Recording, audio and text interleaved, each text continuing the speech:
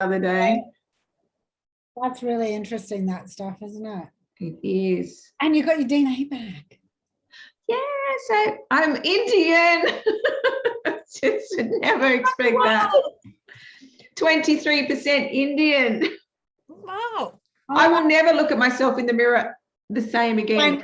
No, we probably have a different view of you too. I couldn't stop laughing, and I told the kids, and I kept looking at my son going, I can actually see Indian, especially in Nicholas. And I said, we're going to celebrate tonight. We'll have butter chicken. We went all out. I made Indian for dinner. There goes my 50th birthday to Italy to celebrate, because I'm Italian. There's not an ounce of Italian in me. Oh, there's only 6% Chinese, which I knew because I've got my mum. I've met my birth mum, and we know our heritage. And I know it's my great grandfather that came from China. So I knew it was only a small amount, but yeah, only 6%, and then 23% Indian. I was like, wow. Rest. Huh? What's the rest? Oh, well, 44% is mainly English, like European, like England, Ireland, Wales, all that sort of area, which I did know that because my birth mum's grandmother was from England and the grandfather was from China. So, yeah, I sort of knew that. But my birth mum was a little bit sketchy about details about my birth father. And when I mentioned it to her last night, she goes, yeah, I think he did look a bit Indian, but she'd written down on the adoption records, I believe to be of Spanish descent, because I don't think she only really knew him for like a week or so. It's all good. Anyway, hello, Chantal. Good morning. Good morning. Good morning, Sandra. So today's meeting masterclass, as I said before, is going to be recorded and uploaded to the website for you guys to access and watch at any time. We will put you all on mute while Chantal presents her masterclass. And how about, do you want them to put the questions in the chat, or I'll just write them down on a piece of paper and save them until after you have presented your work, Chantal? Yeah, look, either or. I always say Italian rules because I've got a bit of Italian in me. So I'm like, Italian rules. If it's really important and like you cannot progress, then unmute yourself button, say your name and interrupt me. Yes. Well, but we can just go off on a tangent. So I have allowed till 11:30 if we need it. Okay. So that is Q&A. Maybe if you're lucky and you're still around, you could be in the hot seat, if you get your question answered by Chantal specifically around your business. So maybe you'll need to stick around for that. Hello, Kate. Lovely for you to join us. Beautiful lady. Katie was just recently in the 30-day video challenge for those who don't know Katie. So she's come along as a guest today. And yeah, we've got a few minutes to go. So you can type in the chat. Hello, where are you from? What your business is, because not everyone knows each other here right now. So it'll give Chantal an idea about your business perhaps too. So maybe just say, hi, Donna from Unique Vibrations. That doesn't exactly say what you do. So I'm a transformational coach, or I work with female entrepreneurs to do X, Y, Z. Or maybe you've got a question for Chantal. What is your most pressing question that you just keeps you awake at night? I mean, we're all here to learn how to sell on socials, right?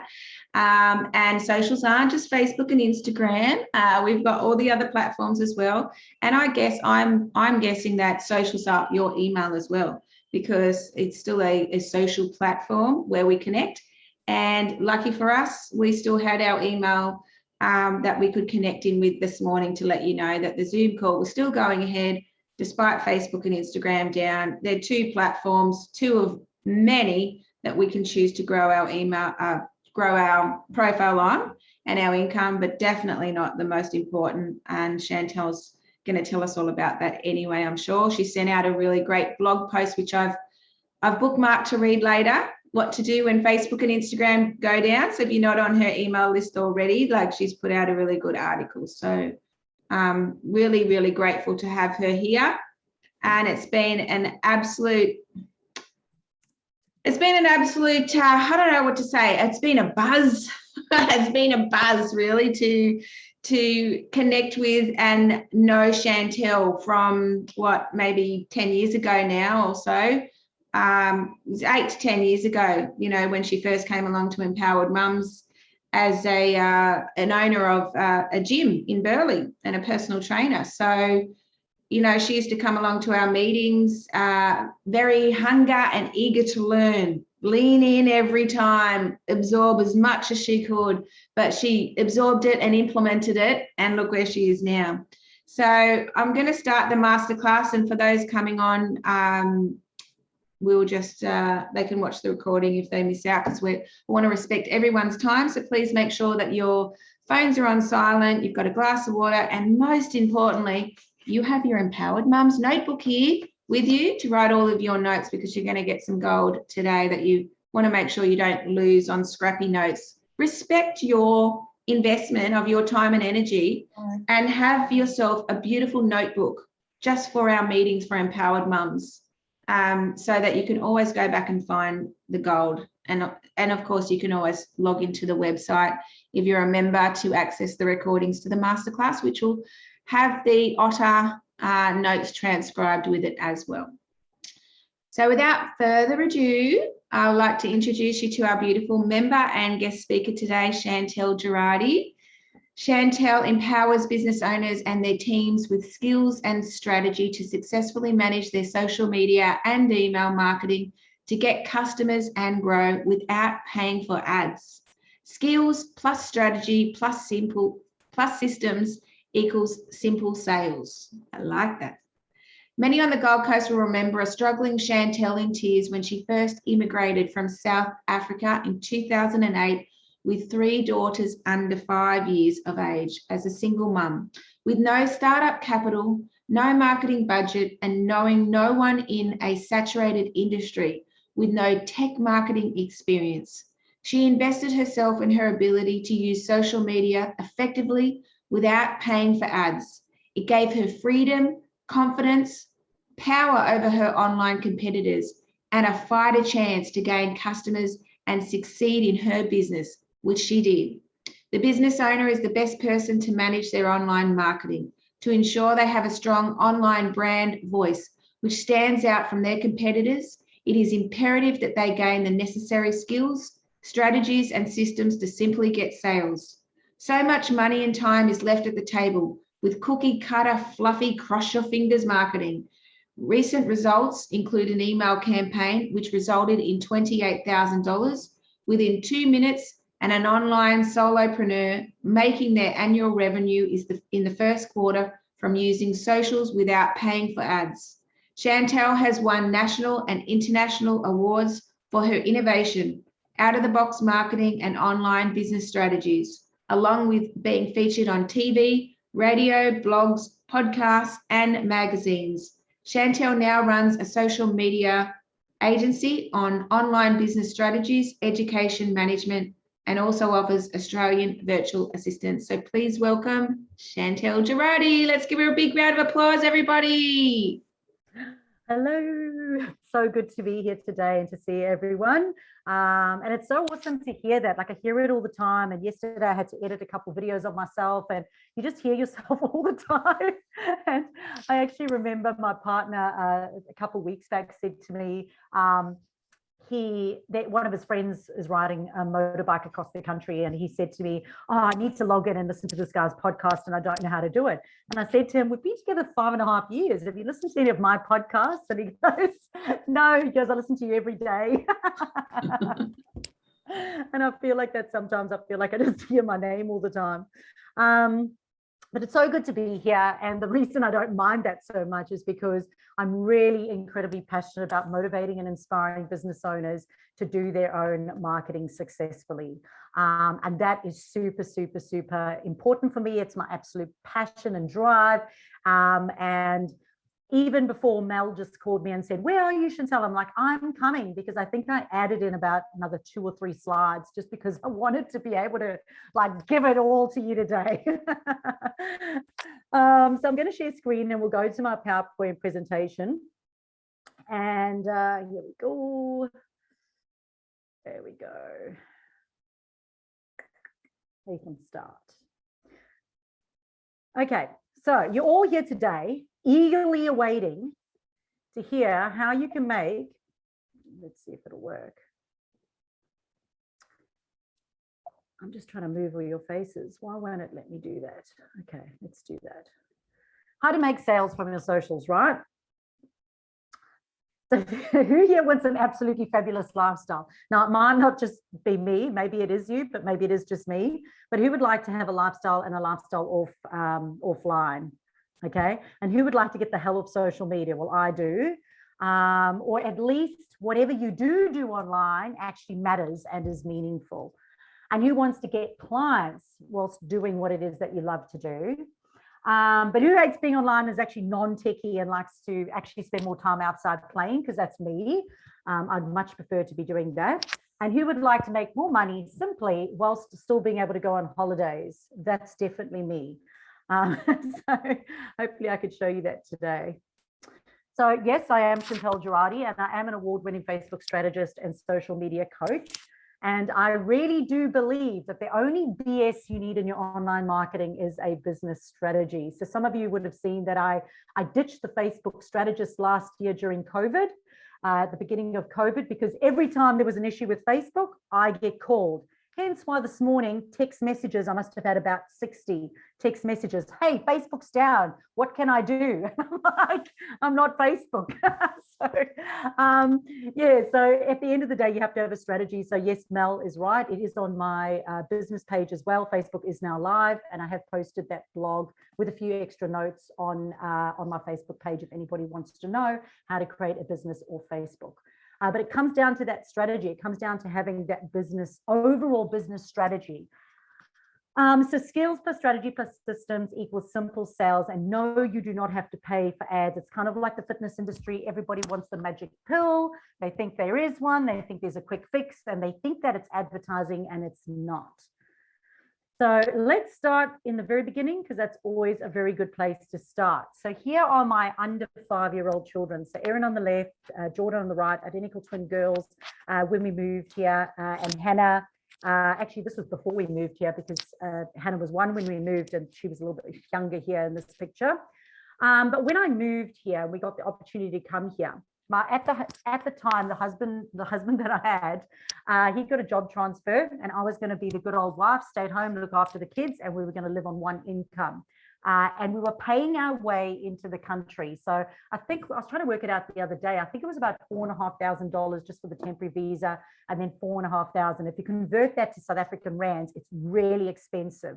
So having come from paid off houses, paid off cars, and I had a paid off fitness center where everybody knew me and my husband in South Africa, to absolutely knowing no one here on the Gold Coast, on one income with 3 kids, and not being on child support or Centrelink, having no government support, plus using whatever money we did have to actually secure ourselves to stay in here, it was stressful. I felt stressed, fearful, very fearful of what was going to happen, fearful that they might send us back, and hopeless, because I was in a saturated industry, the personal training industry on the Gold Coast. Everyone knows everyone. And, just scared. How am I going to feed my family? How am I going to, are you seeing my slideshow, Mel? I'm just checking. Yes, you are. Cool. So just checking. Yeah. So just feeling completely stressed and overwhelmed with the entire lot of being here in this country and not knowing what to do. But the worst part of it is that within the first couple of years, he was actually made redundant twice. And when that happened, I basically, whilst the children slept or played, I taught myself Facebook with being non-techie, with being hyperactive. I taught myself Facebook to establish a personal branding, to connect with my ideal clients, to get my message out there, and to start to generate clients so that I could work around. I still remember taking Hannah with me to my mums and bubs classes while I was taking my personal training classes. So, and we couldn't pay for childcare. It was so expensive with the 10-to-1 ratio. It was like 600 Rand to $60 a day. So it's a lot of money when you convert it. Let's go here. Okay. So I taught myself Facebook and no advertising, absolutely no ads whilst the kids played or slept. So I did it around their times, which was pretty awesome. And I was able to build trust in my brand online and become known as an industry leader. I was featured in the newspaper. Gold Coast City Council got me to present for them. And I started a personal training business within the first 5 years here on the Gold Coast. Even hosted a couple of events as well. And a lot of personal trainers said, well, how the hell did you do that? Like, you don't know anybody, like, why you? Like, you've only just got here, you don't know anyone, got no money, how'd you do it? And I said, well, it was Facebook. But what it did teach me was to connect with the right audience, and it taught me how to get the right customers, because that is really important as well. But what it did was create certainty in my customer generation. And I think that that's a lot of what it is that we want, right? We want certainty in being able to generate customers by developing my confidence, your capabilities, and clarity. Clarity is super important. Who here would like more confidence, more capabilities, and more clarity? And who here would actually like to be able to be in control of your own customer generation, not be able to rely on it from someone else? So what did this busy mum learn? In a business, in a new country, in a saturated industry, who loves the outdoors, loves being with the dog, and does not love being online. And here you can see my family, they're all grown up now. Twins actually turn 17 next month. Hannah turns, my youngest, she turns 14th. I know, where the hell did that go? You can see Ziggy, my rescue dog. You'll see him in all my photos.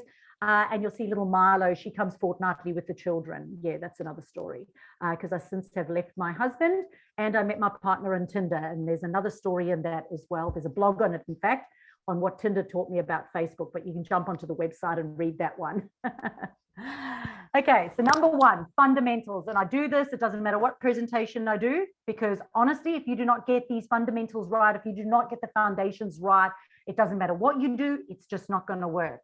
Okay, number one is you need to work out how you want to be seen online. Okay, because your personal brand is super important, especially if you are the person who's going to be working with the customer. Okay, however, if you're a product or a franchise and you're not the face of the business, you still have to decide how you're going to run your privacy settings, though, so that you can hide yourself online, so that you don't have a personal brand, or that you're hidden online. So it doesn't matter whether or not you're going to be public or private, you do have to determine how you're going to do that before even going online, and make sure that you understand those settings. And that there's consistency across all the platforms, and that you are going to be authentic. What does that mean? Well, if you don't know who you are and what you stand for, that is your personal branding. How can you expect someone to know, like, and trust you or understand you if you don't even know what you're about? So taking that time to do that is imperative. Number two is you have to know who your ideal client is, and intimately. I always say, imagine it as if you were dating them, like, you know, new relationship, you're about to date them, and you want to go stalk the heck out of them and see, go check them out online, and you want to know their likes, their needs, their wants, their frustrations, where they hang out, what they are into, so that you can decide whether or not you're in or you're out. Okay, and that's the kind of relationship or stalking that you want to be able to do. And guess what? Your ideal client has money and is happy to pay you for what it is that you have. And that is really important, and you will hear me stress that a few times today. Number three is, now, if you do nothing else besides this one thing today, this will help you so much. Go and stalk your competitors, not so that you can copy them, but so that you can establish yourself, your points of difference outside of them, and so that you can stand out online above them. It's really important. Look at their customer journeys, look at their branding, look at their content, look at their reviews, look at their offers, look at their pricing, look at the type of content that they do, look at their lead generators.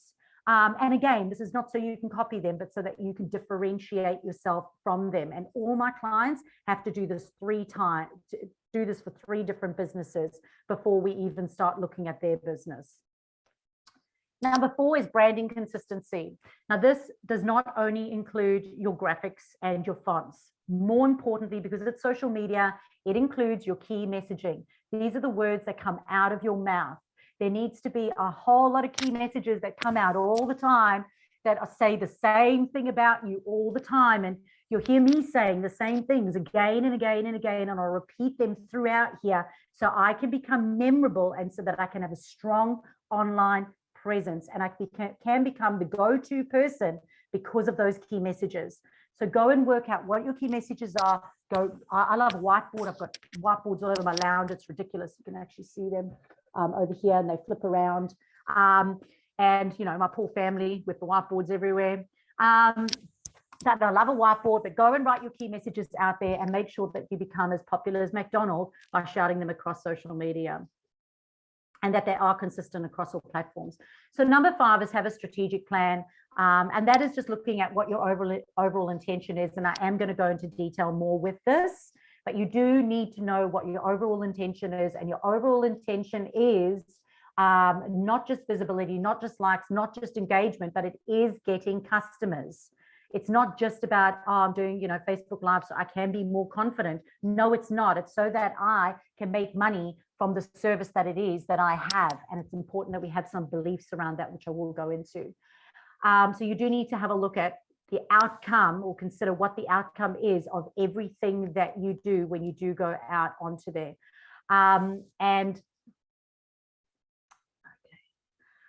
And that means with the strategic plan, it is also about getting them offline as quickly as possible. So it is really important that you don't leave them on social media and keep talking to them on social media. It is important that you have a yes/no customer journey where you can actually take them off social media. So if they're ready to buy right now, you can take their money. And if they're not ready to buy right now, you can nurture them until they are ready to buy, because most people are not ready to buy right now. Now, number 6 are the R's, okay? And it's not rest and relaxation, it's review and respond. So it's review your work, review what is working and not working, and don't just rebrand, but go and tweak it and optimize it until it does work. And it's also responding, meaning go in and respond to people when they do make comments and talk to you, so that it becomes genuine relationships. Again, it's like dating. If you're sitting at a table going me, me, me, me, me, and you never let the other person say anything, or if they did say something, you don't respond to them, you probably wouldn't get a second date.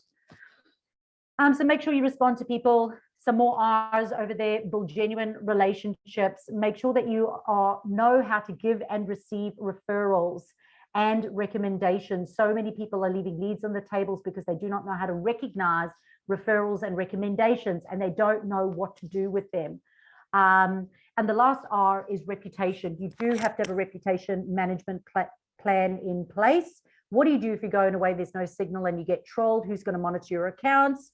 What happens if you're getting hacked? How are you going to handle that?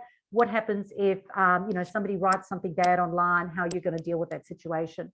So it is important that you have already thought out those things before you do go online.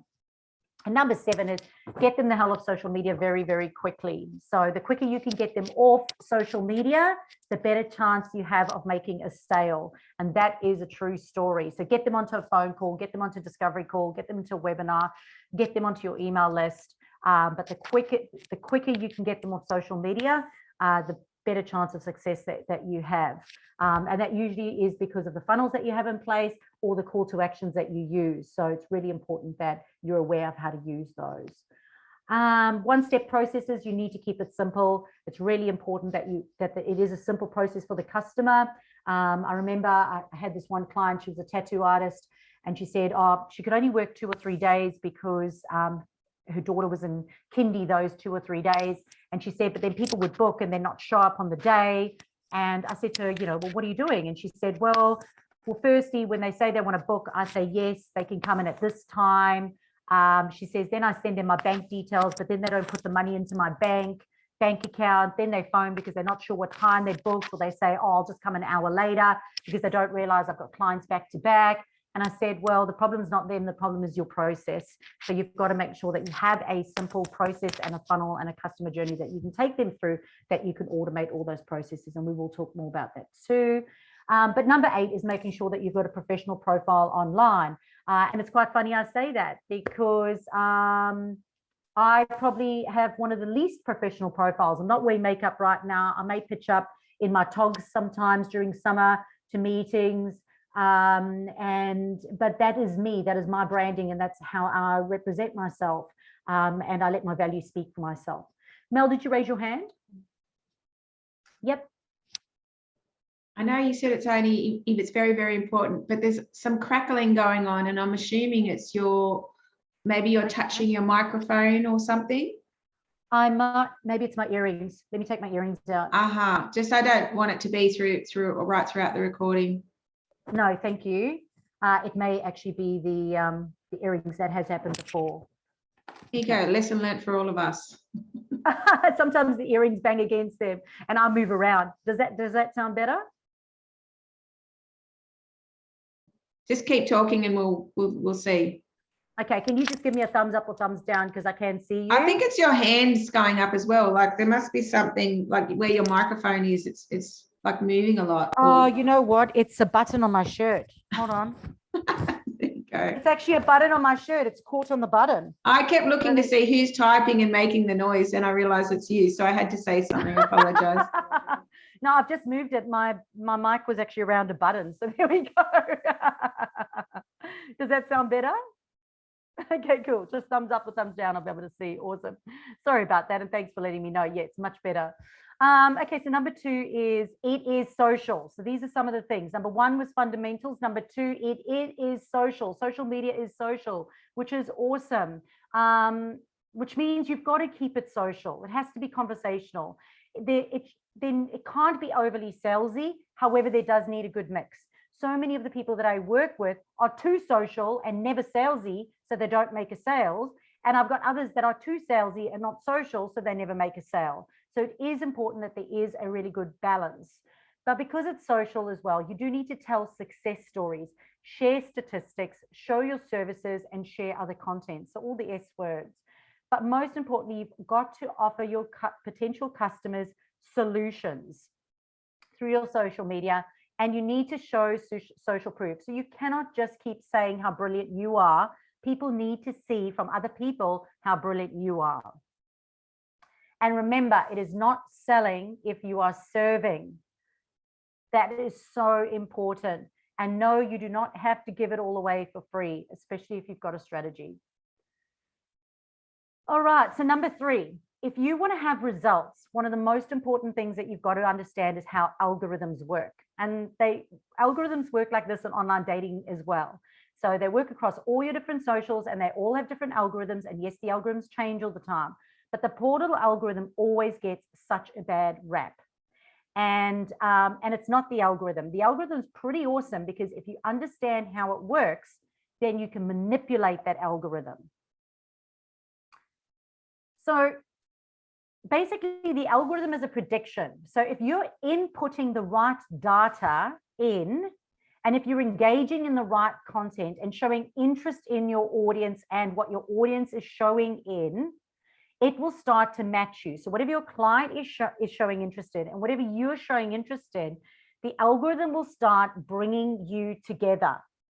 This is why it is incredibly important for 2 reasons. Number 1 is you've got to make sure that you set your profiles up correctly, that you've included the right words and links and everything into your profiles so that you're giving the right data to Facebook, to Instagram, to Google My Business, to all these platforms, so that when someone else is interested in that, they go, well, hold on, they're interested in that. I'm going to now put them in front of each other and it matches you, which is super important. So this means that you've also got to go in and engage in your ideal customers' interests and in what they're doing. A relationship is 2 ways. You don't just talk about me, me, me. It's about going in and engaging in their content and what they're interested in as well. Okay. So basically, it scans all the input and content on Facebook, determines how interested you'd be in seeing that, and then it predicts what you'd like best, and it considers how you'd respond to that, because it needs people to respond or to engage or to take action so that it can be trained to do that again, which is really important. But what that means is doing that client avatar, understanding your key messages and putting that into the platform can help the algorithm actually send you those leads or connect you with the right people. All right, so number 4 is being on social media and making sales. At the end of the day, it all comes down to getting a yes. All right, getting a yes. And you've got 3 seconds to get a yes, because someone will look at a post and they'll either scroll past you and you might never come up in front of their eyeballs again. So in order to get a yes, these are some of the things that you need to do. Number one is people have got to know you. So to know you means they've got to know your story. So it's important to share your story, and you've got to keep sharing that story, because you might have new followers on your page this month, and you told your story 5 years ago when you started. So it's important that that story continually gets retold, your why gets retold, and your business backstory gets retold.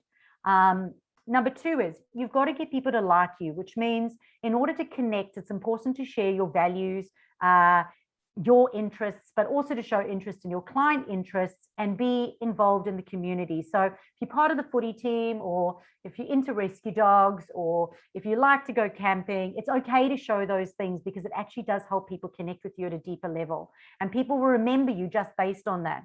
I know a mortgage broker who has a little Fifi poodle dog that sits on her lap, and all her clients that she gets are all clients that have got these little Fifi poodle dogs.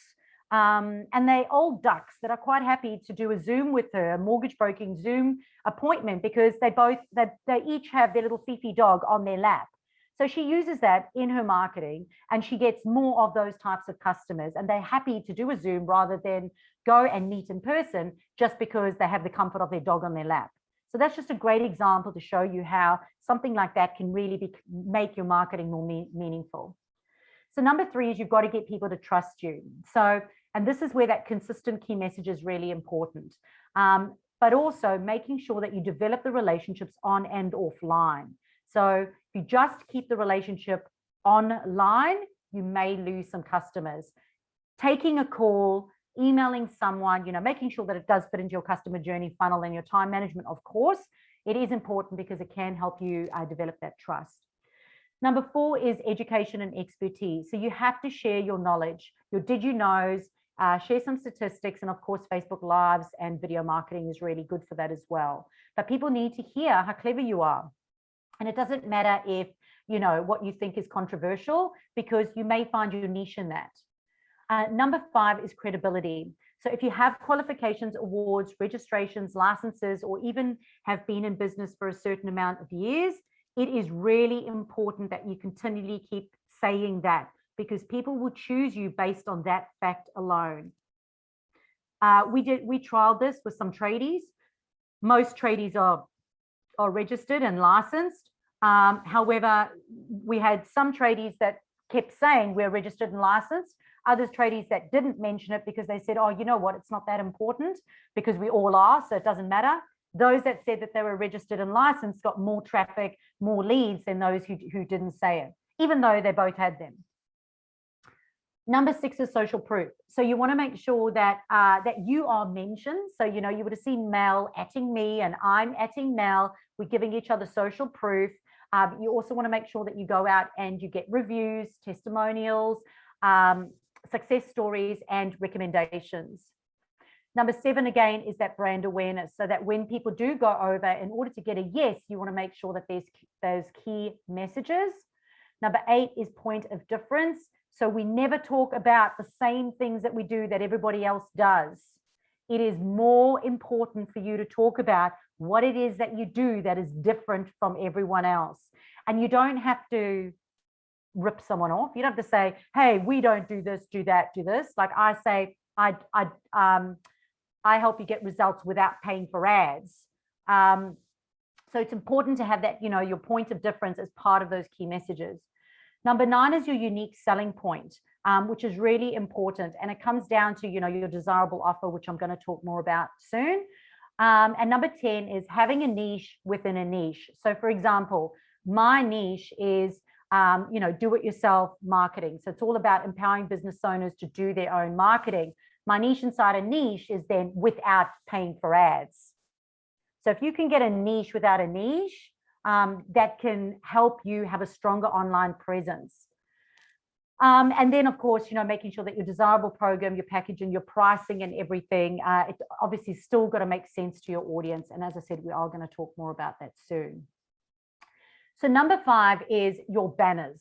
Your banners and actually your bios are so incredibly important on every single platform. You have to respect your audience on those platforms, and you have to respect the platform on those platforms. So whatever the platform likes, you've got to know and do in order to get the best reach out of it. But your audience is going to be different on Instagram, and your audience on LinkedIn, your audience on Facebook, they're going to be different. So although your key messaging and your branding needs to be consistent across all profiles, it is imperative that you still make sure that when you're talking to your audience on there, the key messages that are relevant to them are going to be focused to them. So for example, on LinkedIn, I'm going to be sharing my content, which is more business to business, whereas on Facebook, it might be more business to customer, although I do very well business to business as well on Facebook.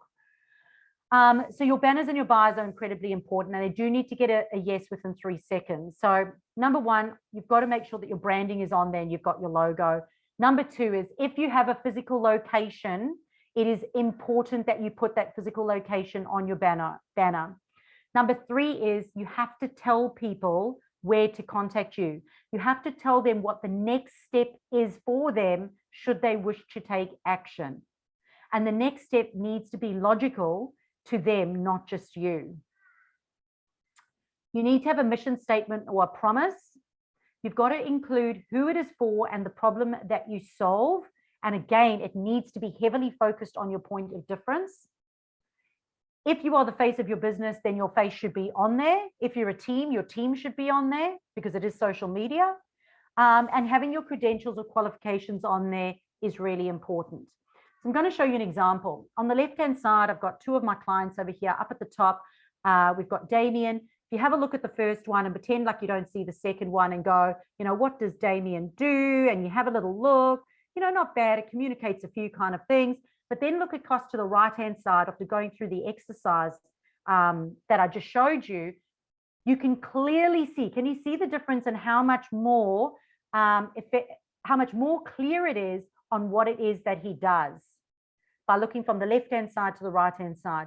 Then if you go down to the bottom and you look at Beck, you know, Cleanse with Rebecca Rowe, and you have a look, and you look across to the right-hand side, it is so much more clear on what it is that they do and how they should be contacted. So your banner can make the biggest difference to whether or not you get people staying on your profiles or even coming back. All right, but to make sales from your socials, it comes down to these three things, okay? And these are things that I've actually been refining probably in the last 3 years, because there were a couple of things. One is, I noticed some of my clients were making sales, and some of them were doing so much better on social media, but weren't making sales. And I was going, you know, what is this? Like, I want to fix this hole and determine, you know, what are the things that make some successful and others not, or more successful. And it came down to, this is the most important one. Number one is strategy. And the strategy, obviously, you've heard me talk about it before. It starts with the end in mind, and it starts with the dollars. If you want to make $1,000 in the week, you need to go, well, if I sell $100 program, I've got to sell 10 of those programs. If I sell $1,000 program, I have to sell one of those programs. Okay. If it's going to be $100 program, or if it's going to be $1,000 program, the $100 program has still got to over deliver and be customer focused. The $1,000 program has still got to over deliver and be customer focused. Okay. The audience for the $100 is going to be different to the audience, to the person who's going to buy the $1,000 offer. So you've got to be clear on that audience. Then you've got to be clear on how you're going to effectively communicate the value of that offer, work out the customer's journey or the buyer's persona and the customer's journey, so that you can go, well, what do I have to do on social media? Where are they on social media? How am I going to communicate them? How am I going to compel them and persuade them to take action and buy $100 or $1,000? Because it's going to be different for each of those offers. They're a different clientele and it's a different offer. So that strategy is really important.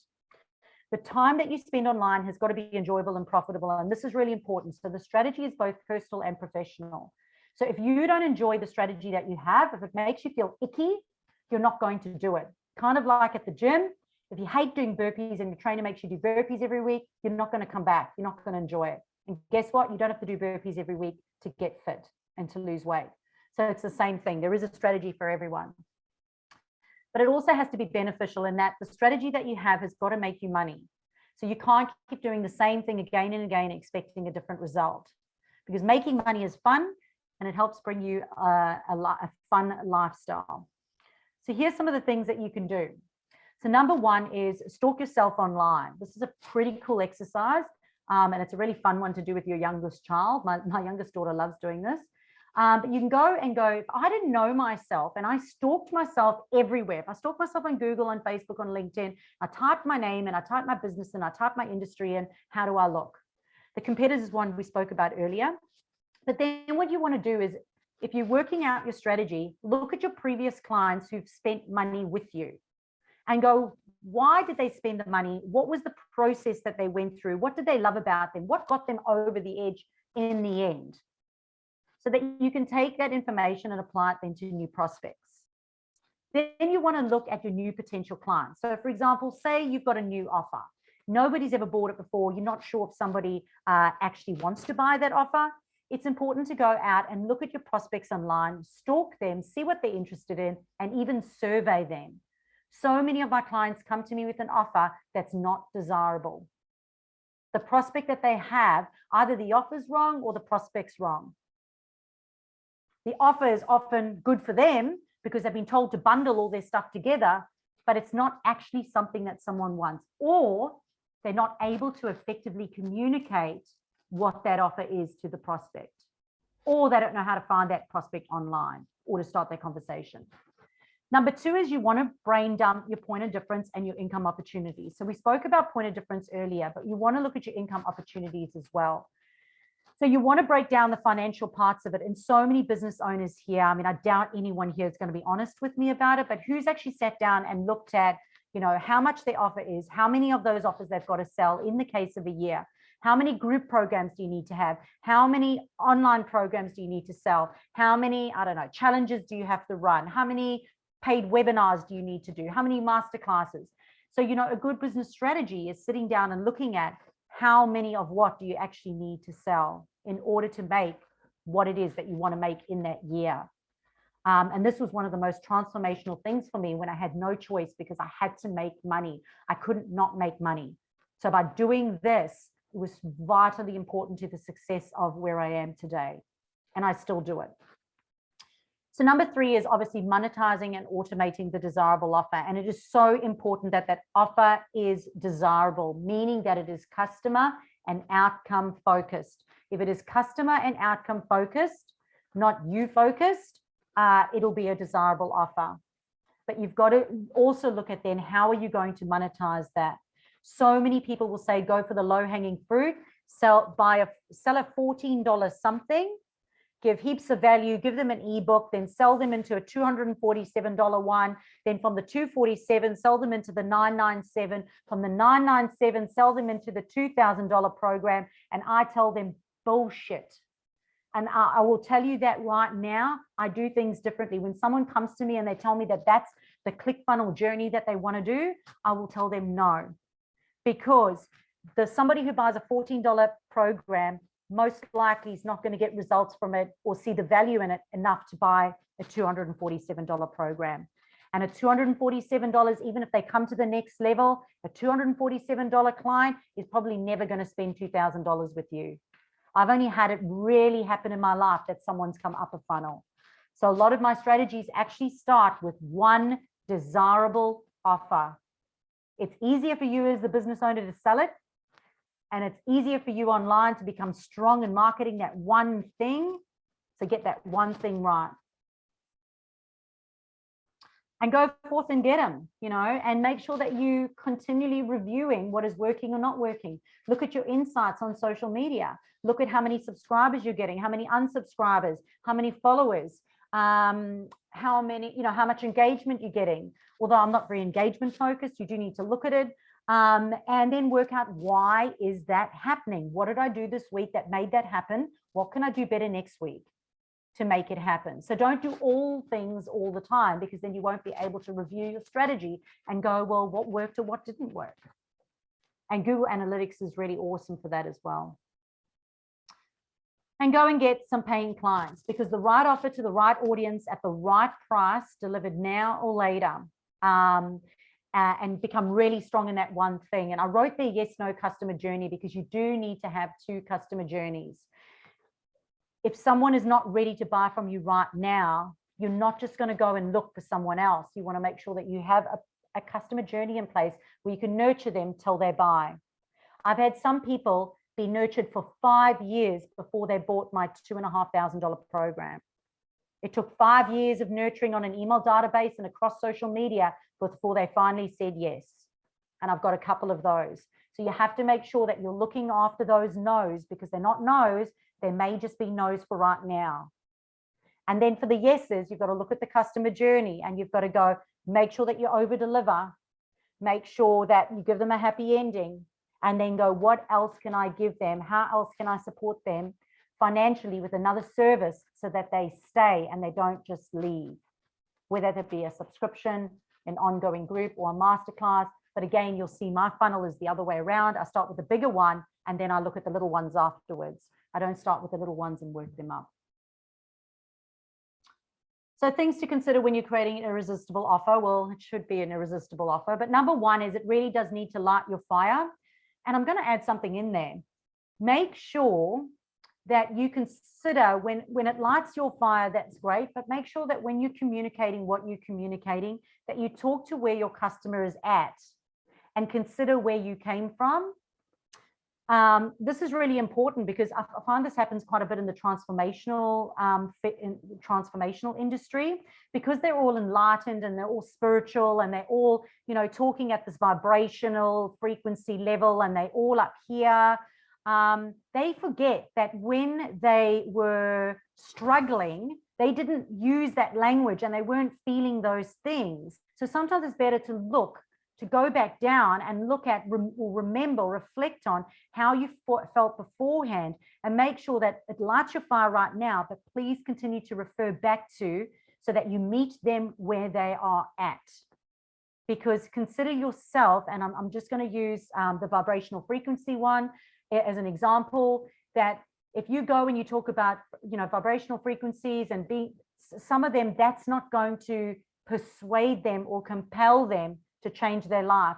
It may just be because they are stuck, they're feeling disconnected, they're feeling traumatized, they're feeling unfulfilled. And I suppose, I'm sure I've made my point with that one there, but just make sure that you meet them where you're at with that language.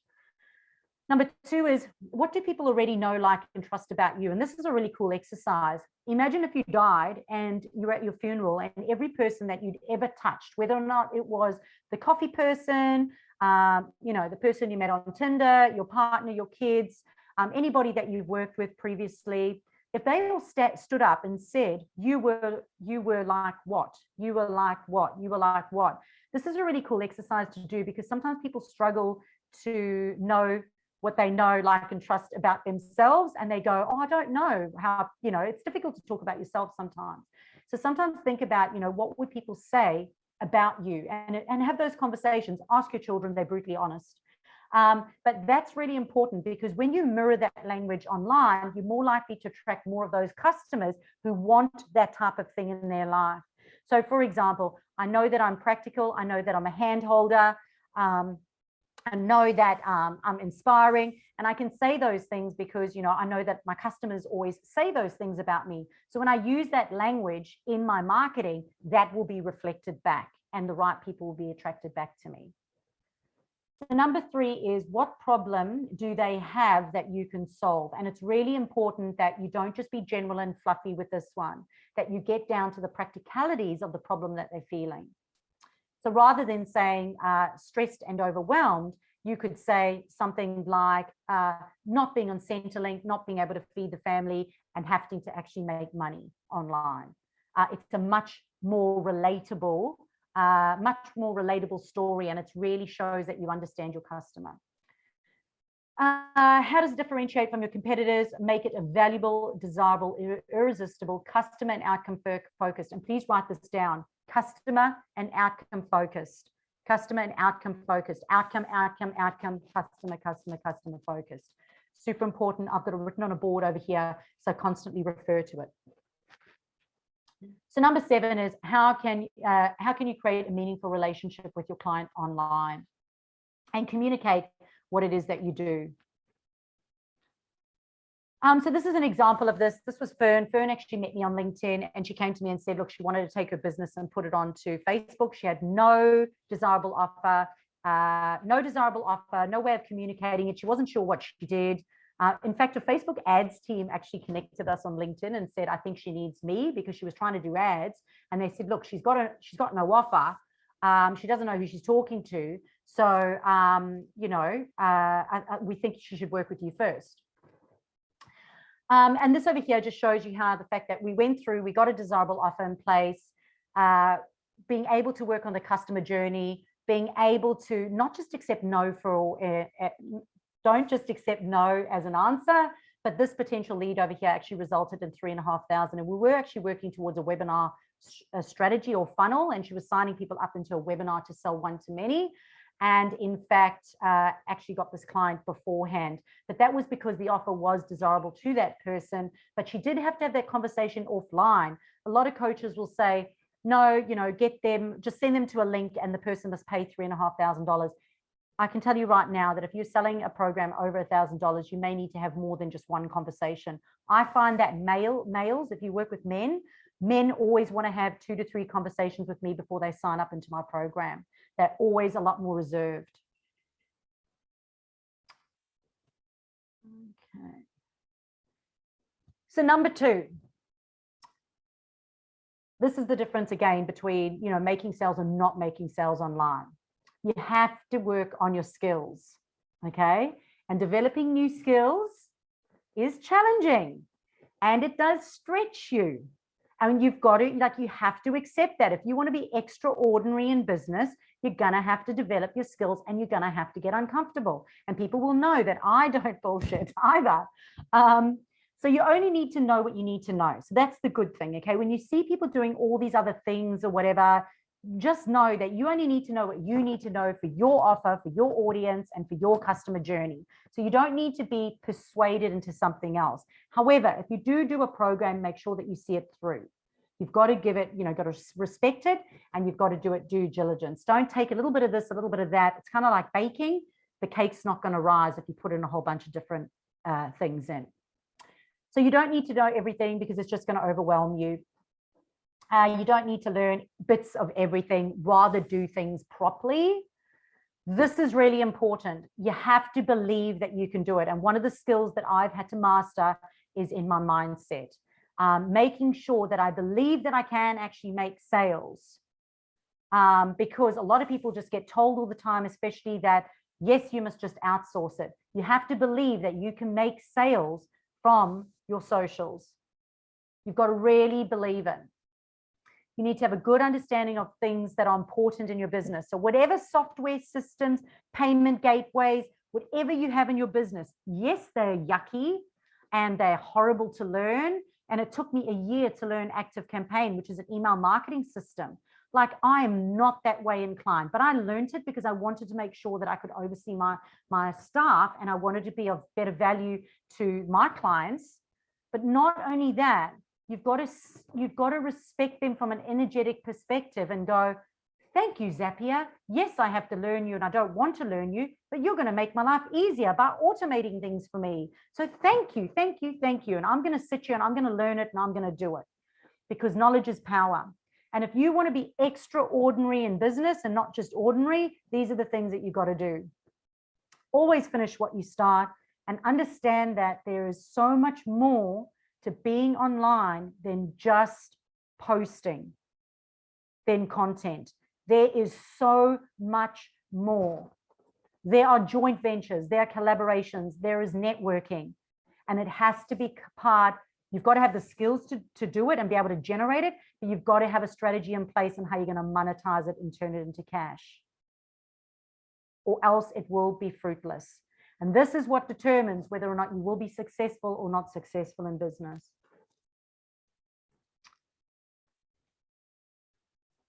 So this is Darryl. You might see him. He shares all my stuff because he's like a raving fan and has been for years. So he's got 2 businesses. So when people go, I've got a business, I've got no time, I spend my life online and I just make no money, and like, we've got to be careful of our language, right?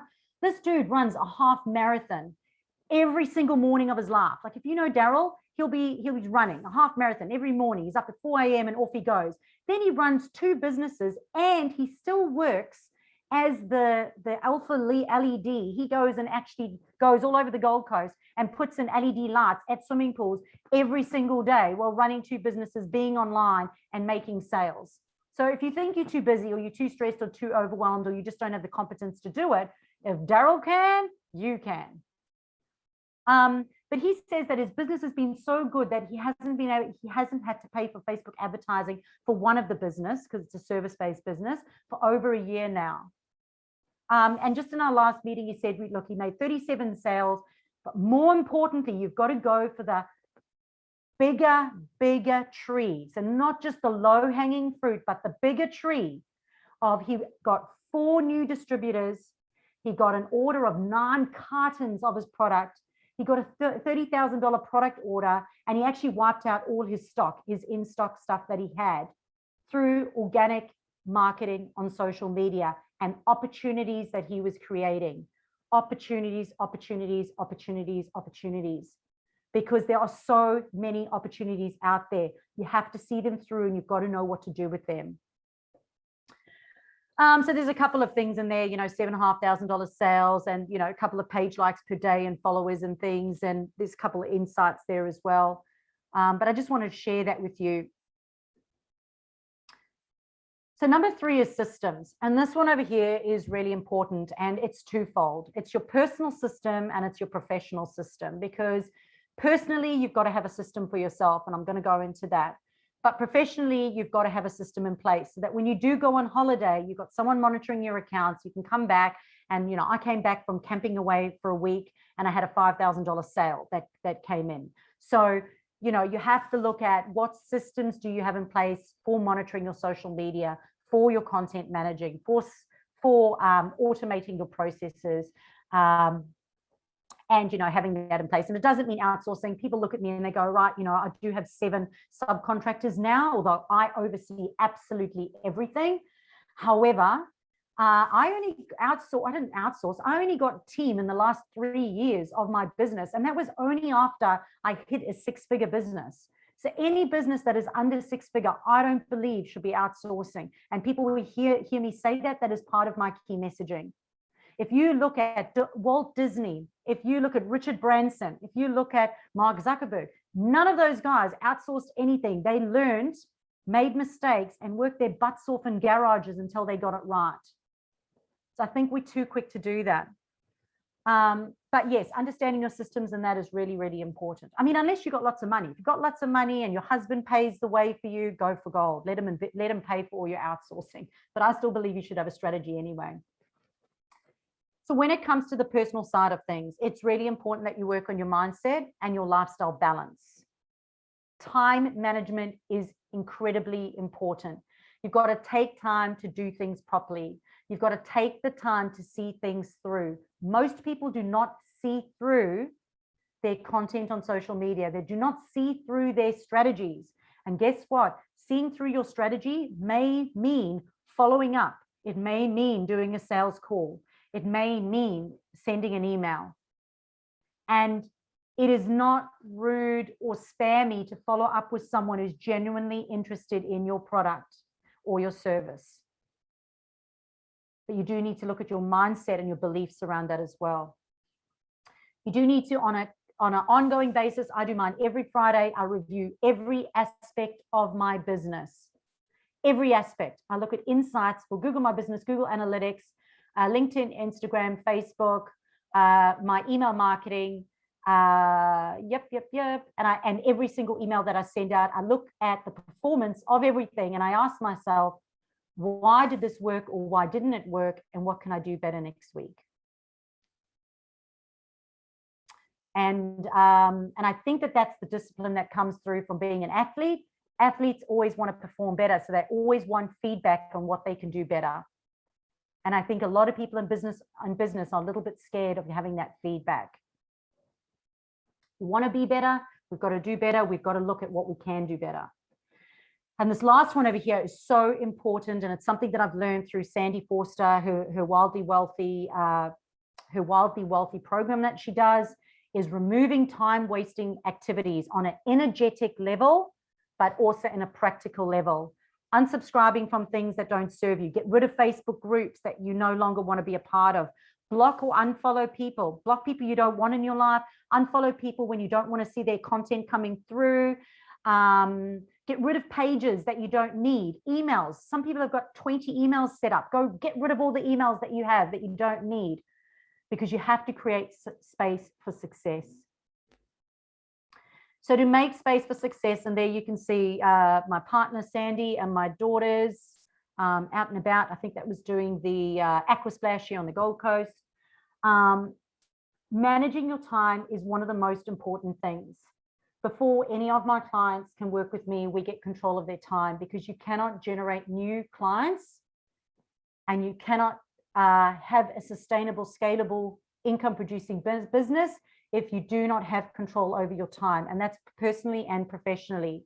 You have to include time to work on your business and in your business. You have to make time for personal development, actually book it into your diary.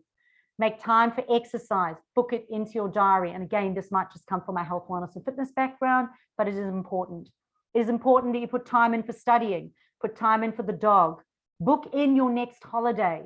Psychologists proved when COVID first started years back that most of people were having significant mental illness because they couldn't go on holidays. But even just having a holiday, an outing, or an experience, even if it's an hour by yourself, like if you're a busy mom, even if it's an hour by yourself, going to the spa or doing whatever, you looking forward to it in 4 weeks' time is going to help you be more productive. And it's going to change your mindset and attitude towards what you're doing. So book in your holidays, and most importantly, make sure that there's time out of technology. There needs to be dedicated time in your diary to be online and dedicated time to be offline, and you need to stick to it if you want to be good in business. Next one's your health. You've obviously got to look at your emotional, mental, physical health, food, sleep, and I call it your spices, which is constantly looking at how you're doing socially, physically, intellectually, creatively, emotionally, and spiritually. The next one's your environment, making sure that you get rid of friends off and online and unsubscribe from things, clean your working area, and just make sure that the environment that you're in is going to support you. And then understand that you can only control what you can control. Now, this is a hard one for me because I'm a control freak, right? Absolute control freak over here. This is something that I tell myself all the time. I can only control what I can control. So if you go, oh, it's COVID and now I've got to wear masks. Okay, well, I don't want to wear a mask. Yes, it's COVID, but I can't control that, right? I have no control over it. So all I can do is make sure that I go places where I don't have to wear my mask. So you can only control so don't get upset about the things that you can't control. Focus on the things that you can control. Develop your skills, have a strategy, and make sure that you're putting systems in place. So these just are some of the things. Now, the first one up here at the top, this is really, really cool. So biggest Facebook Live sale ever last night. Every single week, the sales get better. Plus, I just exceeded last year's annual revenue in the first quarter of this year. So this person's goal was, she made $43,000. This is Jess, made $43,000 last year in her whole year. We've just registered her for GST, registered her as a company. She's just made that in her first quarter, not paying for advertising. And to tell you the truth, if you have to look at, she was already doing a very successful Facebook Live.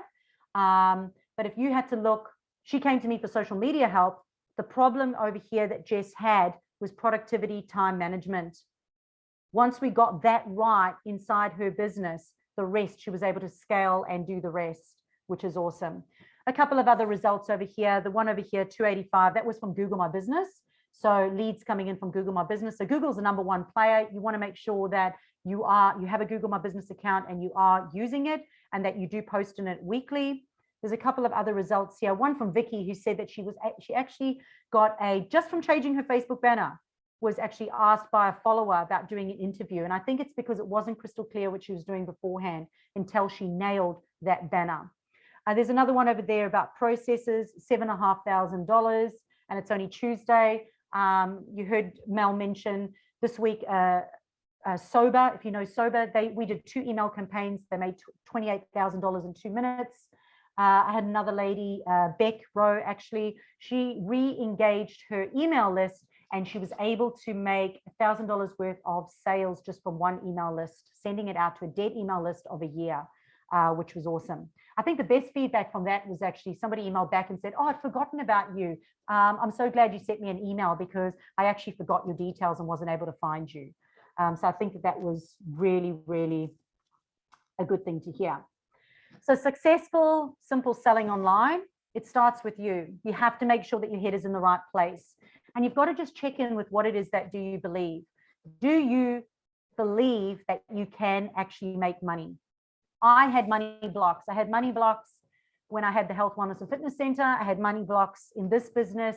Every time I've doubled and then tripled my business, my money blockages have actually stopped me and my belief systems have. So it's important to check, is the reason you're not making sales because of the money blockages of the beliefs that you have? Do you actually believe in your offer or your product? Do you believe that a customer will pay for it? And do you believe that they will get results from it? And if not, I challenge you, I implore you to look at that area in your business because it may not be your social media, it may be some of your beliefs. And one of the other things that I constantly tell myself is it's not selling when you're providing something that someone wants. Because guess what? I have to do sales calls in my businesses and I hate sales calls. So guess what? I do sales coaching at least once every single year because I hate it and I don't like it. But guess what? I need to respect it because sales calls make me sales. So I've got to get good in that area. And one of the things is believing that it's not selling when I'm providing something that someone wants. And that is why I tell myself that all the time. So to create the lifestyle you want, your time online needs to be effective and your time offline needs to be a priority. You've got to respect your online time and your offline time. This is my dream day. This is how it looks. And if you're friends with me in my personal profile, you'll see a lot of this. We can't get down to Byron Bay, which I'm so sad about at the moment. But we would normally go away at least once a month because I do spend some time online now and I do make sure that I balance it offline. But waking up in the morning, going for a walk, doing some yoga, doing Pilates, going for a run, going for a cycle, having a swim and, starting my day at 9:30, 10 o'clock every single day and finishing it by 3 o'clock. That's my ideal day. And that's what I've created inside my business. And that's what I believe. I can still make a successful business, and I'm chasing 7 figures in the next, it won't be this year because there's a big gap between 6 and 7 figures, but chasing that at the moment. But making sure that I do build a business around a lifestyle. And a lot of my clients, they always laugh because they go, sometimes I'll say to them, hey, could you get offline? Because you being online right now is actually destroying your business. Could you actually go and have a date day with your partner, go and have a holiday or go and do something else? Because you do need to change your energy. But fast forward, last year, one of the highlights of the biggest moments for me was, buying a house. And when I went to the Gold Coast Expo this year, and I was busy actually kind of negotiating over the phone during that expo, people were going, you're so lucky. You're so lucky that, you're able to buy a house, and you're so lucky. Like, you've only been in the country 13 years and you only had this business for 6 years and you've gone from absolutely no money and you're so lucky. And my other favorite was, oh, you bought it with your partner. And both of those are wrong. Both of those are not true. They're both bullshit. Number one is it's not luck. It's believing in myself, investing in myself, and working towards it. I actually worked with a mortgage coach. I invested in a mortgage coach to teach me how to prepare because I knew it was going to be difficult. I knew buying a house as a single person with 3 children was going to be difficult, being a solopreneur, entrepreneur. So I set myself up. It took me 3 years of paying someone to be able to get myself into a position to have this because I don't have a superannuation. It was important for me to have an investment property. I invested in myself. And the second one is it's not true. He didn't buy it with me. I bought it for myself. I don't need him to buy things with me, which is pretty cool. So some of the achievements and the things that I've done and the contributions, and the reason, I'm so proud of this is because firstly, doing awards is challenging. They challenge the heck out of you as a business owner. So if you haven't done it, go and do an award, because they will challenge you in your business and they will make you think about being a better business person. The questions they ask are thought-provoking, and some of the things I've implemented in my business since have come from, just some of the experiences that I've had. So it is really important, that you go and do awards, that they are part of your business. But it's really important that you create these opportunities for yourself, especially if you want to be good in business and you want to be able to charge what you're worth. You've got to be worth what you charge. Last year, I also released my first Facebook formula. You can see a picture of Mel in there as well. So on Amazon, you can purchase my Facebook formula, which is the exact manual that I do take people through to be able to show them the processes that I take them through. And you know what a lot of people tell me? Chantal, the first couple of sessions, we're not even on Facebook. We're not even on social media. And just to let you know, Facebook still is my primary platform, but my strategies do go across all platforms since I completed my diploma in social media marketing 3 years ago now, I think. It was 3 years. Like COVID didn't count, right?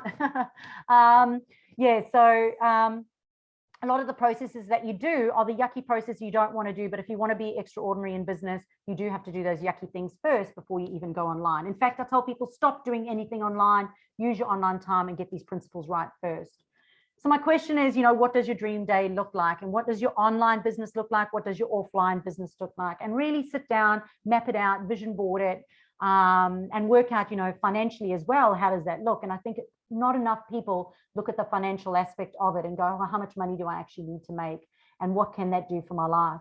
But again, making sure that you also look at your belief system and what are some of the belief systems that you'd like to adopt, and make sure that you include those in your day and you include those practices in your day to train your mind, to train your mindset to be able to do that. So you can make sales from your socials and you can create a lifestyle on and offline. And if you hadn't already done it, I'd love if you could connect with me on Facebook, which is Chantal Gerardy, Online Business Strategist. But more importantly, make sure that you subscribe on my website so that if Facebook goes down, I will email you and let you know and give you some ideas on what it is that you can do, because it was down for 6 hours today.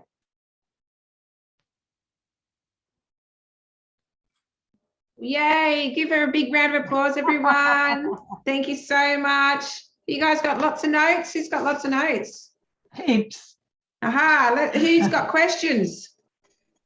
Was awesome. Happy to answer any questions. Just raise your hand if you're on Zoom, that you can go down and raise your hand in the reaction bar. And first to ask a question will be first to be answered. There's a reaction, little smiley face, says reaction. Click that and it says raise your hand like this. Okay, then you can lower it by doing the same thing. All right, we've got a few there, Chantal. Yeah, awesome. Happy to. Love to. All right, shall we go with Carmen?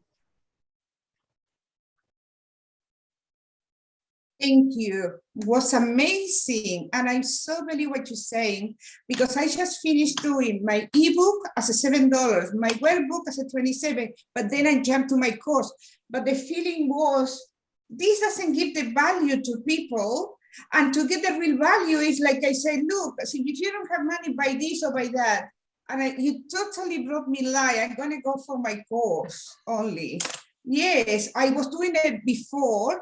Okay, but my question is to do that. The niche that I'm working with is self-help, but I know I can have another niche, because what I'm doing, even I changing the why, like you say, I word the things, because I used to say only how to start over again. Because, you as a woman in life, you have to start in different areas so many times. But I want to say, I inspire women. I want to inspire you. If you're not happy in your life, if you want to change, if you're not doing the business the way you want, change it, do something different. But I don't know what other niche to put what I do. And I know they have room, because I notice sometimes people think it's only when you have a big issue, a tragedy in your life, that you can start over. but I want them to rely even more to the title when I do an ad or something. Yeah, so look, the question that I would ask you is, firstly, what is the modality that you have? So the experience that you have. So is there any particular modality or education or something that you've done? Yes, I've been working with women for about 25 years. Okay. I started first with counseling, then I did courses, I went into life coaching. And then because through the years I realized the people want to fix that problem without realizing whatever problem you have, the emotions that you have, unless you fix your emotion, you're not going to be able to fix your problem. So my course actually deals with emotional restoration. I do like that, emotional restoration. For me, look, I think it would be very important for you to include the 25 years experience, because that would give you the credibility. I also feel that, you know, saying that as an experienced counselor and life coach, that's going to really help you. I do like the emotional, what did you say? Emotional restoration coach. Emotional restoration is really good. And I love the fact, as part of your key messages, that you said you fix your emotions so that you can actually fix the problem. That's so right. I think that those are really powerful key messages that I most certainly would include. You know, do you only work with women? Yes, yes. Yeah. I did So, work you know, with men a couple of years ago, but right now, yeah, just ladies. Yes. yeah. Yeah, so I always say, if you work with women, say that you work with women, and if you don't work with women but prefer to work with women but don't care if you get some men, then just don't say that you work with women. Okay. I'd say 50% of my clients are actually men. Yes, I think that you have to get people to believe what you believe. Okay. Yes. This is really important. In fact, write this down, everyone. Mhm. You have to get, in order to get a yes from someone, you have to get people to believe what you believe. So what do you believe? And don't be scared of telling people what you believe. So you just told me now that you've got to fix your emotions first. Mhm. So you've got to get people to believe that they've got to fix their emotions first. Yes, yes. And I think that that's a point of difference, because people will hear that differently. So without working with you, you know, too much, I hope that that's a little bit helpful. It is. Because usually we go through a process, but just consider, what is it that you believe that you want them to believe, and it's not what everyone else believes. So your point of difference, and focus on that. Just mind map that out, and I'm thinking some really great things will come from that. Thank you so much. Thank you so much. Pleasure. Oh, a quick question. I got videos and I got reviews from people, testimonies. Should I put all the testimonies or few in each place? They definitely should be part of your content plan. So testimonials and success stories should go out to your email list, because they even help. Sending testimonials even out to your current clients helps them with the belief that they too can make a difference in their body. So sending it out in your email list, repurposing them across all your socials is important. Like I've got, over 170 on my Facebook page, but then I've got LinkedIn, Google My Business. So I'll often copy, paste and put them out. But don't also forget to share success stories, meaning taking those testimonials and talk about, Mary felt like this, Mary did this, now Mary feels like that. And in order to feel like Mary, this is something that you can do. So actually sharing the success story. The sharing stories is really important because people can connect with that. Another way to do that as well is to ask anybody who's had a great success story if they'd share a video testimonial, which is a storymonial, and you can repurpose that content as video content as well. Okay. All right. Thank you so much. Absolute pleasure. I'm going to add one thing, and don't forget a call to action. It's really important. Like if Mary did this program and it was an 8-week program and did this, a lot of times people tell the story, but they don't actually say what the next step is or what that program is. So if you sent it out in an email list, you would actually hyperlink that program. So if anybody wanted to be like Mary, they could click that link and find out about Mary's program. Okay, thank you. Okay. Elizabeth. I just want to ask about, how you get all those strange DMs with, hi, how there, you got a beautiful face, all those sorts of ones, or they start selling straight away to you. What's a good way to manage that? Elizabeth, firstly, I'm going to say that I'm really, really jealous, and my clients will always hear me say this. I never get hit on social media. So I don't know what is wrong with me. I take it quite personally. I never get hit on social media. I have got friends getting hit on LinkedIn, on, you know, Instagram, everywhere, and it never happens to me. So congratulations, well done. But the way to do it is actually to develop a dickhead bubble. And this is something that I teach all my clients to do, including my own children. And it is part of my strategies. A dickhead bubble is literally you have a bubble and you just take care of your strategy and your goodness of what's in the bubble. And anybody else who hits that bubble, don't allow it to be inside your space. So when you see it, just go, thanks, that's awesome. And just ignore it. Like, don't even give it any thought. I wouldn't respond. I wouldn't do anything. If anything, just a block, a delete, a remove, a hide. Like, don't even allow it into your space. And once you don't give it any energy, I reckon it won't come anymore. I'm giving it energy. I'm getting none. So I don't know why. But yeah, just don't give it any energy. But it is important, obviously, to understand how to block. You know, is really important. Sometimes I take a screenshot as well. I'll often just take a screenshot just in case, you know, that person, you know, pops up again or something on another platform. So often I'll just take a screenshot. If it's abusive or anything else, 3 dots, report. And the best word to use when they say, why are you reporting this? So they ask you anything, say that you're being bullied. It's the new world we live in. Just all you've got to do is say you're being bullied and hope for the best. Oh, no, thank you for that, because most of them I've just ignored and not gone into. Just ignore. Yep. Don't even just allow it to hit your space. Yep. Yeah. And I look at what other people are doing, like, oh, I'll connect with you. Oh, what do you do? Bang into the sales pitch.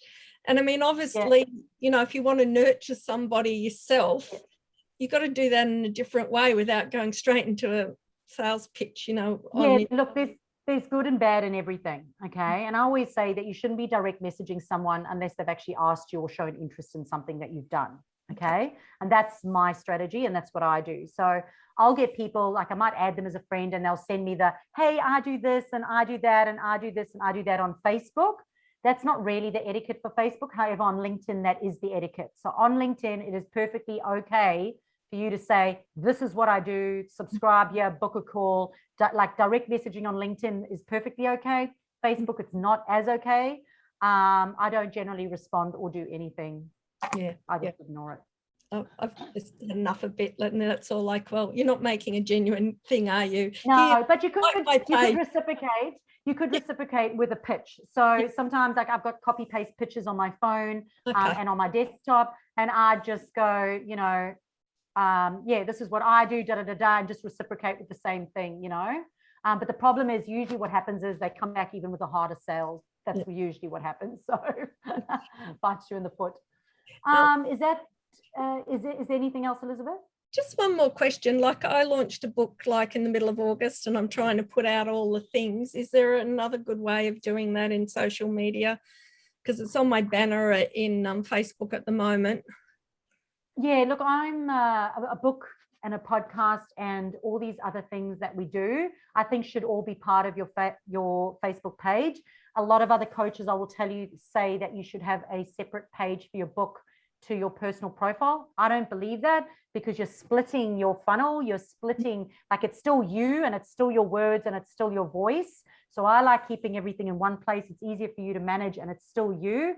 Your book is only part of it. So I still think that you should be talking about your key messaging. You should be sharing your story.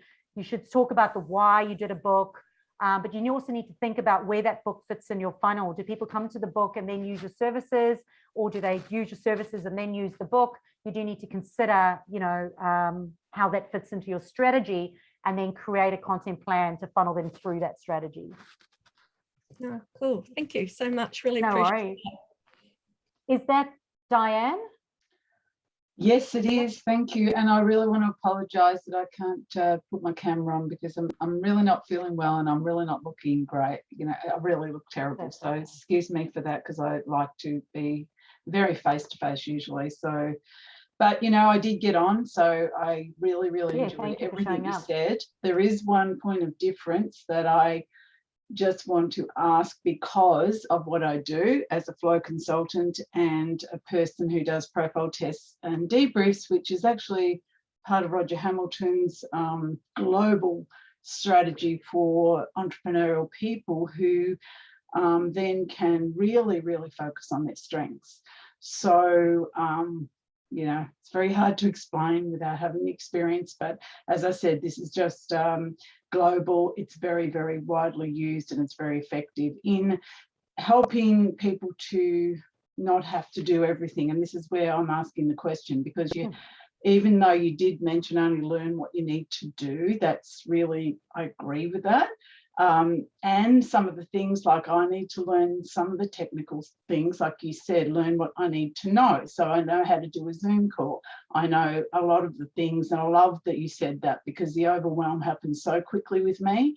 And it's really, really important to get that clarity. I do need to learn some things, but only if it supplements what I need to do. I'm a very extrovert person, people person, very, very, if you know percentages, 4% steel, it means that, you know, steel energy is really introvert energy. I'm 78% blaze energy, which is the opposite. That just gives you the percentages, 4%, 78%. So where would I concentrate my energy? Of course, people. And I've built a very, very successful network marketing business in the past because of that, because that's where my skill lies. And it's actually interesting because it's mostly is offline, because I love talking to people one-on-one and really making connections. So I am a person who loves to work in a team.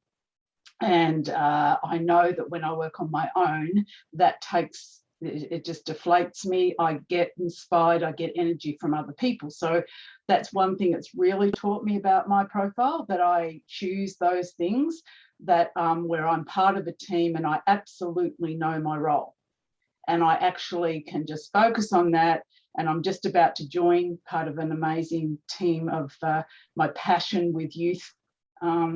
And I'm so, so excited, because I know that they understand my profile. They actually work with profiles, and they're going to be creating the team that actually gives me my role and my spot and my place. And that excites me, because I know I can spend, you know, most of the day on it. So I want to know, when you talk about team, when you talk about your business, you know, saying that, you know, under 6 figures or whatever you said, that you don't need you know, you don't need other people. I just really don't know if I agree with that. I've said, yeah, that's okay.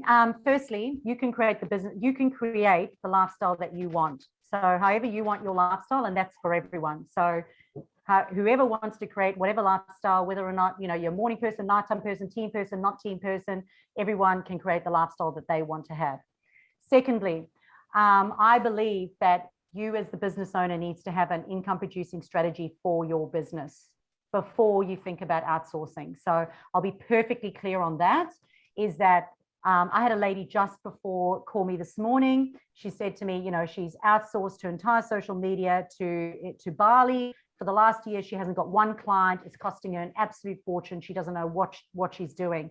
And I said, yeah, because they're social media managers, they don't have a strategy. You need to have a strategy, an income producing strategy, then you can outsource it to somebody else. Yeah. It all starts with you. It starts with your strategy. It starts with your processes, your understanding, and empowering yourself with all of that first before you outsource it. And that's really important. I agree that these people that they actually outsource, yeah, but the people they're outsourcing to aren't really the right profiles in the first place. Like you're losing touch, as you said, with what you're doing in your own business. But when you're part of a team yourself, like this is collaboration, this is JV, this is, you know, only because I work best in that space. I'm talking about myself personally. I know that that's where I work best. So, yeah, I guess I've still got my own brand within that, but it's like, I totally agree with you. You have to know that the people that are in your team do the actual things that you come back and connect with them and you strategize. So they're part of your business, really, is what I'm 100%. saying. And whatever you invite into your business, from any perspective, whatever you invite into your business, you've got to be comfortable with, you've got to enjoy it, and you've got to make sure that it's the right thing. So I've done a lot of strength testing for myself. I've done the Gallup strength test. I'm an influencer, I'm an activator, command and winning others over. hence why I'm here. That all makes sense. So I'm a firm believer in it. But yeah, I do believe that the strategies do need to start with the business owner first. So thank you. And No, Dana, thank you have a you. question? Sorry? Yeah, I do. Yeah, thanks. Hey, Chantal, lovely. I won't go on with my story. I just want to ask my question, and I think that's possible because I think you do know me, well, at least bits of me anyway, that is related to what you're talking about. Facebook groups, not Yeah. I know you're all over the place with strategy and funnels, and that's what you're all about. Yeah. But Facebook groups, when you're applying them into, because, you know, like everyone talks about it. I know everyone talks about a tribe and having a place to be and all that, but just watching you and watching the way you do things, and then what I came in late, but what I heard you say, what I felt I heard you say, when you're utilizing your funnels, how do you use groups? Because I know you talked about, you know, cutting off groups, not being in so many and all that type of stuff, but the strategy around groups, I guess, I find myself, I've had groups before, but I'm just at a place, and it's probably to do to time management, but managing a group, you know? So this is where I'm trying to work out. I know it's a funnel strategy. I totally understand that. But No. if you're not using a group properly, you might as well not have it. Okay, 100%. If you're not using a group properly, there's no purpose in having it. If you've set up a group and you don't have a description with a strategy, with clear customer journey and funnel, and you're not collecting email addresses, and you don't have expectations for a commitment from yourself, expectations from the community, if you don't have any of that defined, and if you don't have a lead generation or content plan to be able to funnel people into that group, why do it? I don't have a big group like that. You know, you hear people who've got 30,000, 40,000 and making money from it. Yes, they spend a lot of time there and it's working because that's where their energy is. My funnel for myself is different. And I'll tell you what mine is, but I want to let you know that there's a funnel for everyone and it's what you enjoy doing. I have my Facebook page. If you want to connect with me, if you want to be nurtured, if you want to have any sort of information, it's my email list or it's my Facebook page, and that is it. And that is where I spend my energy. For me, if you want to come in, if you want me to give you value, you've got to pay for it. You've got to join my VIP mastermind. We do a Monday 1 to 2 p.m. Mastermind every single Monday, and you pay $97 a month, and then you come into my group, and then you can have me and my questions and support from my tech team and answers and support during the week, but you pay for that. So a lot of people are giving away value, running free, you know, doing free things. Now, a lot of people run challenges, and this morning I saw someone was running a 5-day challenge this week. Guess what? They were running that 5-day challenge through a Facebook Live in a group, and Facebook was down for 6 hours. So they weren't able to run that challenge. So you have to think about, if that was to happen, if Facebook was not around, what is your backup plan? Well, I lost my profile, you know that. And that's why I feel, and I'm on a whole new profile, building it all again. And that's part of the reason why I'm not keen on this. I think that's part of the reason I'm blocked on this. I can't get this group going. Mel made this wonderful video for me. I understand it's a funnel process, but I just can't bring myself to make that group what I need it to make it. You only need to do what you feel is right for you. If you feel like creating that funnel is going to work for you, it'll work. What Melissa's doing right now with the Empowered Mums is fantastic, because in there people are paying, they're inside a group, she's adding value, you can find the recordings in there, people can network, they can collaborate, you know, and that's very similar to the I think it's the value. I love the idea of it, but I just don't know, I guess, in it, the value that will be in it, because my value isn't about. And is it worth you doing it, or can they just get it from your Facebook page? Because if it's going to be the same as your Facebook page, then why have a Facebook group? It's just another thing. People start sending people from free groups to public groups to private groups to secret group to page, and they're going around in circles. And every time that happens, you lose people. You just lose them online. So for me, it's like the simpler that you can keep it, the better. So if you don't feel like it's going to work for you, well, then don't do it. Put all your energy and tell people that. I don't have a Facebook group, but if you want to connect with me, go to my Facebook page. Everything is there. I will give you value there. I will share my services and offers there. You can connect with me there. So you don't have to have a Facebook group. I do things a little bit backwards, but you don't have to. Some of my clients do. They use them as part of their funnels. They do run challenges through there, and it does work successfully, but it does take time and effort and energy. So you've Yes. got to be committed to it. We've got 2 minutes and then we're going to do the lucky Sure. door prize. So Claudine, you've got time to answer your question. Just quickly.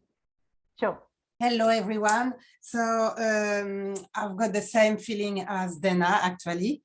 And my question was, what is the difference between a Facebook group and the business Facebook page? I'm Sure, always great question. confused. Great question. A Facebook page is public on Facebook. The people that you have on there, so people can be searching online and they can find you, kind of like a website. They can find you because it's public, okay? So they can find your page based on the information, the content that they use. They can also leave reviews on there. You can set up all your own tabs, your services on your Facebook page. It has a call to action button, which you can send them through to the website. You've also got an inbox and auto response on a Facebook page. You can set up to take inquiries. That is your business page. Now, a group is a community that is set up by a person. So it's run by a person. So anybody can set up a group. And guess what? When it's run by a person, they are in charge of that group and they can decide what those rules are for that group. So when you go into any group, or if you have your own group, you've got to determine like what your rules are. And some people rule their groups like Hitler's, others are not so much. Okay. So when you have a group, it's about putting in a community, but the person that has set it up to nurture a community. Well, they should have set it up to nurture a community, to strategically send them through a customer journey to funnel them into something. Okay. But you could use your page to do that. You can use your page. There's this sort of belief that you can't because of the organic reach or whatever. At the end of the day, if you're using a group, you're still sending people there and you've still got to get them to show up there. If you've got a page, you've still got to send people there. You've still got to get them to show up there. So for me, I personally don't choose to have an unpaid group where I add value in. I just add value in my content on Facebook and I funnel them into my paid one. If you want more, you come into my paid one. So it's about communities. You don't have reviews inside there. You can attach a page, but there's not so much as a call to action button.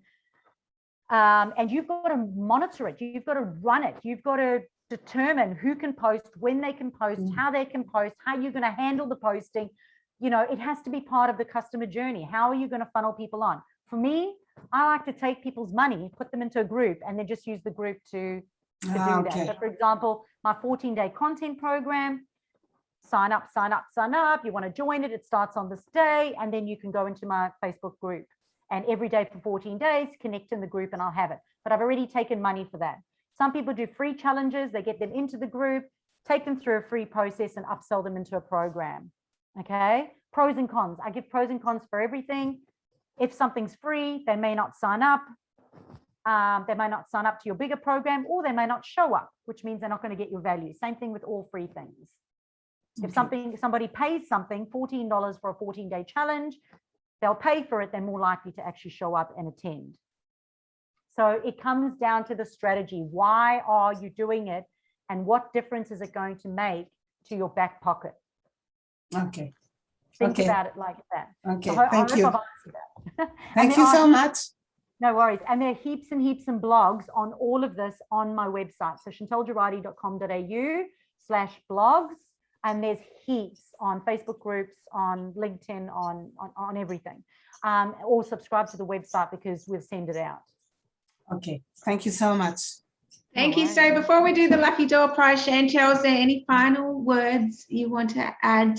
I just want to say a very big thank you from all of us. It was amazing value. You're very, very generous, and you've invested a lot of time to learn what you have, implemented it to succeed in your business, and you have amazing customer testimonials as well. So thank you so much for being our guest speaker today. No, it's an absolute pleasure, and thank you so much. I mean, you know, being part of Melissa's group and Empowered Mums, you know, was the starting point for me. So, you know, I wanted to learn, I wanted to be better at something, and I went and I did it. And I was prepared to hear a few no's. I was prepared to cry a bit. I was prepared to. I remember you saying, I've been doing videos now, they're just not working. They're a waste of time. I'm not doing them. Look at you now. And I'm still not a big fan of videos because I'm not a makeup and get dressed kind of girl. So, But I don't care. I don't care if you don't have makeup. Your target market does not care. Nah, You have to get over yourself, and I don't even care how much you But weigh. you're really good I at don't putting care. yourself out there. I don't care if you've got pimples all over your face. I care that you know, a bit presentable. But if you came out of the surf and your hair was everywhere and you just been running along, that does not worry me. I care about what you can do for me, and that the fact that you want to connect with me. Yeah, look, 100%. But I think the message that I have in there is that I do use video marketing. Video marketing is an important part of your business. But your strategy with it. Yeah, it's not the main part of my strategy. It's because I will say Mel did a video for me. Chantal did a video for me. Don't I speak to you, but when I put it out there, I said, here's your opportunity, Chantal. Just like that, you gave one of the best. The head office said this is one of the best videos, and that's why you got a whole video dedicated to yourself. It wasn't it wasn't pieced up with 5 other people. Because they said this one's brilliant. Awesome. Can we use this one? Do we need to get permission? I said, nah, should be fine with it. She'll be fine, yeah. All right, ladies, let's do the lucky door prize because we're over time. Yep. And make sure you head over to Chantal's website to check out all her amazing offers and blog posts. So you guys can see my screen, yes? Now, yell out if you can't see your name. Claudine, Sandra, Lillian, Dana, Diane, Sally, Elizabeth, Rose, Carmen, Katie, Maria, or Beck, or if there's someone on that list that's not here anymore because they need to be present for the lucky door prize. And what are we giving away, Chantal?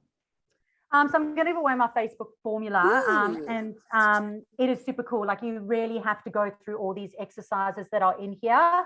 And if you stop doing what you're doing and you just do this from the beginning and dedicate yourself to doing this and to taking the time and just completing every single sheet, you will get sales from your socials. How much is your book, by the way?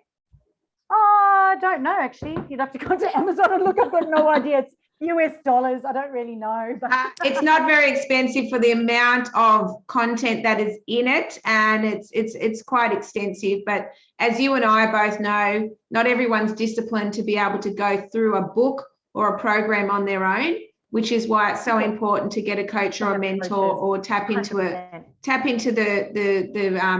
programs that Chantal offers, so that you've got a starting point and an end point, and you know the outcome you want. You start here, you end with sales on socials and strategies and having your life back. So that's the whole point of, and you've got someone checking in with you, giving you feedback, making sure that you're staying on track, and you're not getting caught up in your head. My strategy for this was, because this is the process I go through for my clients, I wanted to be able to share that with everyone. But also, if people find this on Amazon, all my details are in here. So if they're stuck, they can now call me and work with me one-on-one. So that is why it's so cheap on Amazon. $9.77, Chantal. I just looked it up. Yeah, I think that's US dollars, so a little bit more than that. But yeah, I noticed your name's not on the front cover.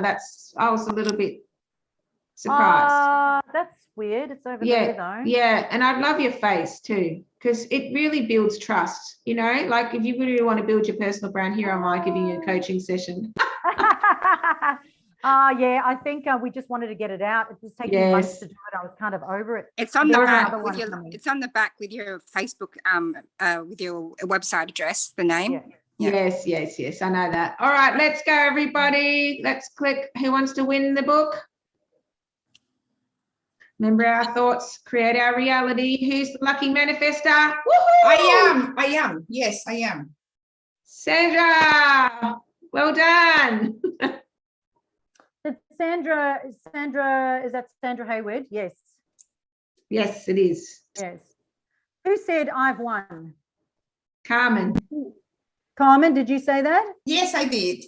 Okay, Carmen, I'm sending you a book because I will give one to Sandra because she pops in here every now and then. Okay. And my dog loves her. So I'll give one to Sandra. Thank you so much. Yay. See, I know all you got to do is yell out and ask, pick me. I've been very, very lucky manifesting prizes here. Oh, it's got to be to do with your hypnosis. You've got an inside information we don't have. You rewire your brain to win the lucky door prize every time. So what chance do we have? I think I've won the last 3, haven't I? All right. Well, that's because you stay consistent. You show up. You know, it's just numbers. It's just a numbers game. But I do believe, yes, our thoughts are very, Can very everyone just powerful. smile so I can take a picture quickly, please? If you can all just smile quickly. Cool.